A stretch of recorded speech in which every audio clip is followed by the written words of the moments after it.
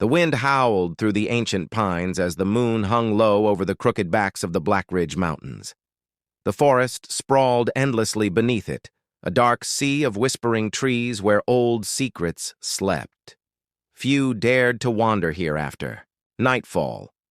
For the locals spoke of a house deep within, a house forgotten by time, with a roof of blue slate and windows like weeping eyes. Miles from the nearest town, at the base of the mountain, a group of 4 friends stood at the trailhead.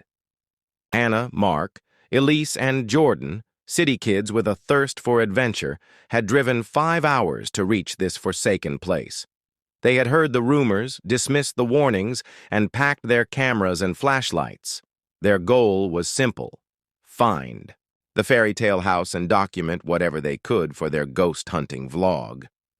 The trail was almost invisible underfoot, swallowed by gnarled roots and thick moss. Their boots crunched over frost-hardened soil as the trees closed in around them. Above, the stars began to vanish behind a heavy sheet of clouds. For the first hour, laughter echoed through the woods as they joked and nudged each other, emboldened by the safety of numbers. They took turns telling scary stories, their breath misting in the cold. But slowly, the forest began to gnaw at their confidence. The trees grew taller and twisted, their trunks scarred with claw-like gashes. Strange shapes hung from the branches, bundles of sticks and bone swaying gently. Mark brushed one aside and shuddered. "Probably some weird art project," he said, but his voice lacked conviction. Elise paused, staring into the trees. "Did you hear that?" she whispered. The others fell silent. In the distance, a soft humming floated through the air, high and sorrowful, like a lullaby sung through cracked lips. It drifted closer, then faded again, leaving only the creak of the trees. Anna shivered and pulled her jacket tighter. "Let's keep moving," she said. "The house should be ahead." They pushed on, deeper into the forest. The path, if it could be called that, grew narrower and more treacherous. Roots snagged at their feet, brambles clawed at their skin. Fog began to seep from the ground, curling in ghostly tendrils around their ankles. After what felt like an eternity, the trees abruptly thinned, and there it stood. The house looked like something torn from a forgotten fairy tale. Its roof was covered in cracked blue slates, the walls sagged with age, and crooked windows stared blankly into the night. Vines crawled up the stonework like veins on ancient skin. A single lantern hung by the door, swaying in the breeze, though. No flame burned within it. Jordan raised his camera. "This is it," he whispered, awestruck. The 4 approached cautiously, boots crunching over a path of shattered bones and splintered wood. The front door was slightly ajar, creaking on its hinges. A sickly sweet scent, like rotting flowers, wafted out to greet them. Mark pushed the door open with the tip of his boot. It groaned in protest, revealing a dim hallway lined with peeling wallpaper and crooked portraits. The air inside was damp and cold enough to bite. "Hello?" Anna called out, her voice trembling. It was answered only by silence. They stepped inside, flashlights cutting jagged beams through the gloom. The house was larger than it had seemed, its hallways sprawling out like veins. Every surface was layered in dust, but it looked undisturbed, as if no human hand had touched it for decades. In the living room, a grand fireplace gaped like a black mouth. A broken rocking chair sat nearby, its seat stained dark with something unmentionable. On the walls, paintings depicted strange scenes: forests swallowing castles, wolves wearing human faces, and a woman in a crimson dress standing amid a ring of fire.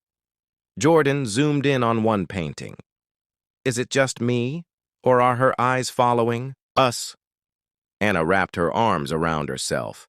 "I hate this," she muttered. Mark disappeared briefly into a side room, then came back pale and silent.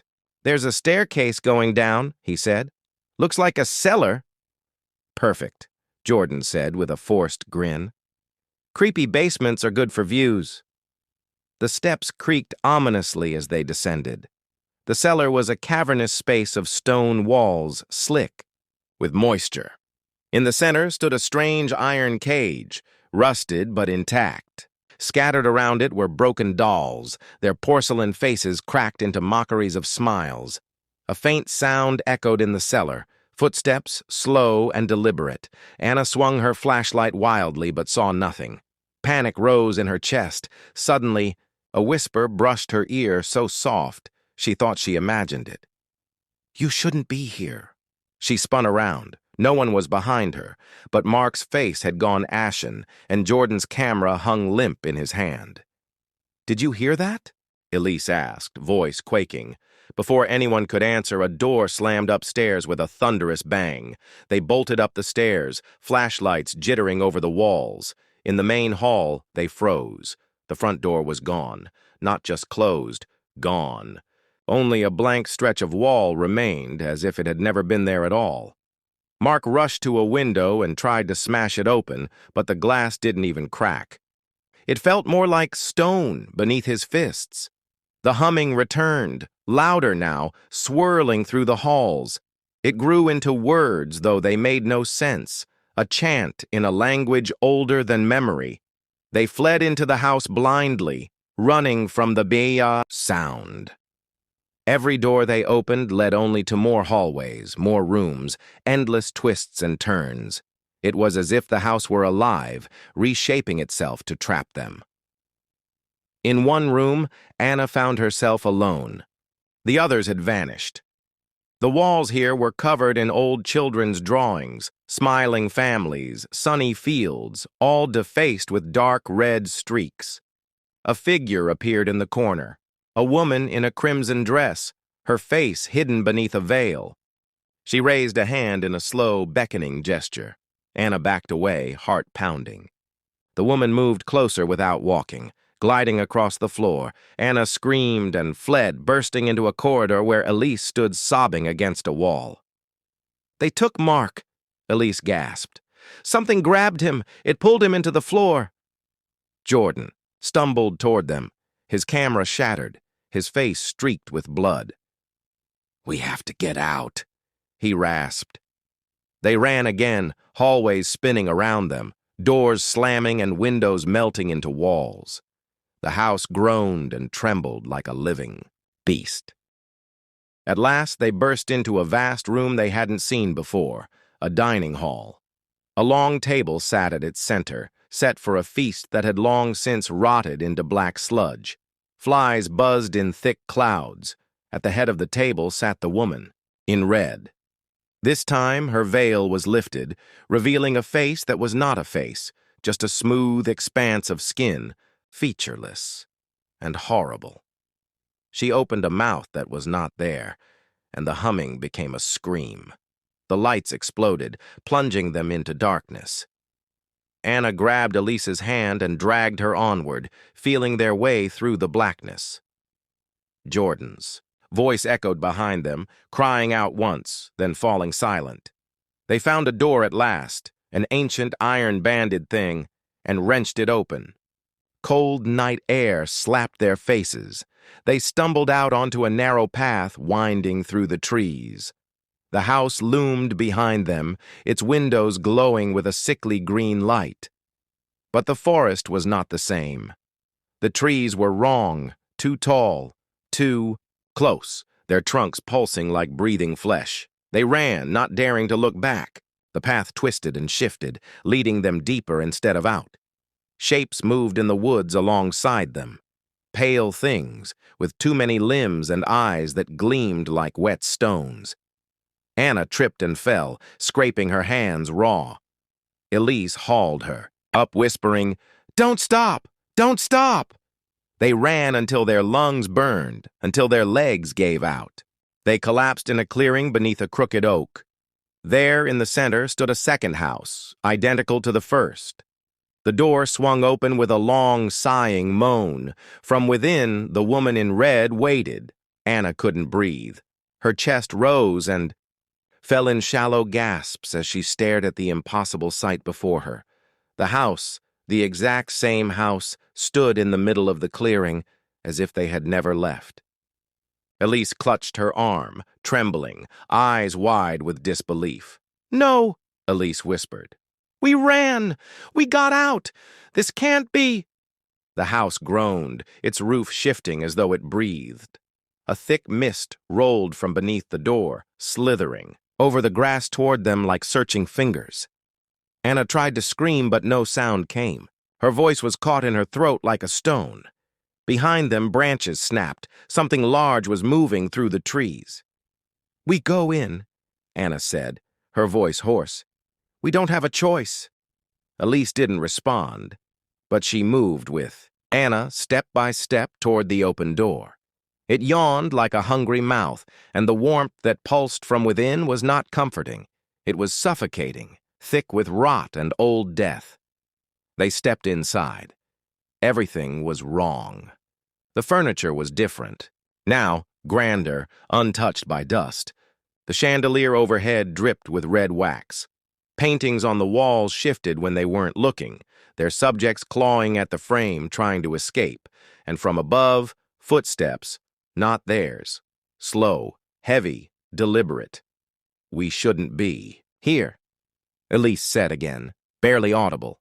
They moved toward the stairs, drawn forward like moths to flame. The house groaned under their weight, as if aware of their presence, as if it welcomed them. The second floor was long and narrow, its walls papered with moving vines. Doors lined the hallway, each marked with a black sigil, swirling and alive. One of them creaked open. Anna pushed it wider. Inside was a nursery. Tiny furniture sat frozen in time, a cradle gently rocking, a mobile spinning overhead. But the cradle was full, too full, and something inside moved. Anna stepped closer. A shriveled hand reached up from the cradle and grabbed her wrist. She screamed, yanking back. The hand came with it, severed, rotten, still clutching. Elise slapped it away, both of them stumbling out of the room. The door slammed shut, and the house laughed. It wasn't loud. It wasn't human. It was a low, guttural chuckle that reverberated through the walls, vibrating through their bones. Elise sobbed. "Why won't it let us go?"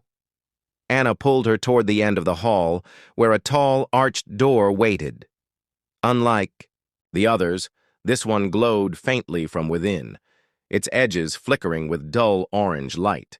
She pushed it open. They entered what looked like a grand ballroom.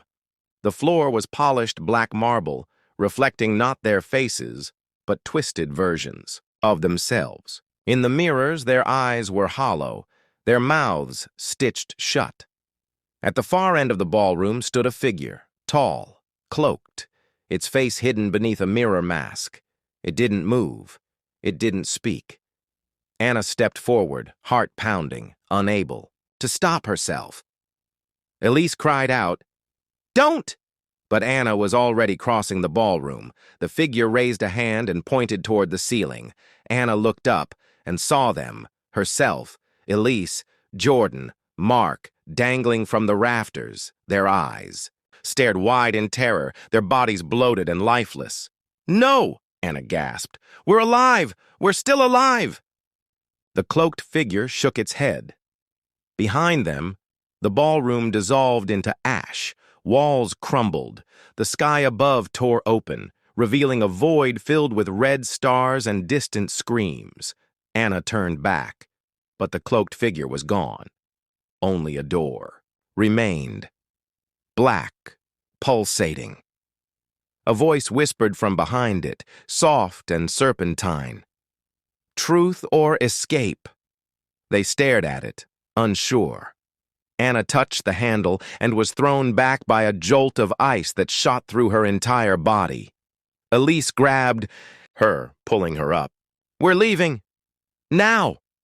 They turned, ran, crashed through the rotting walls of the house.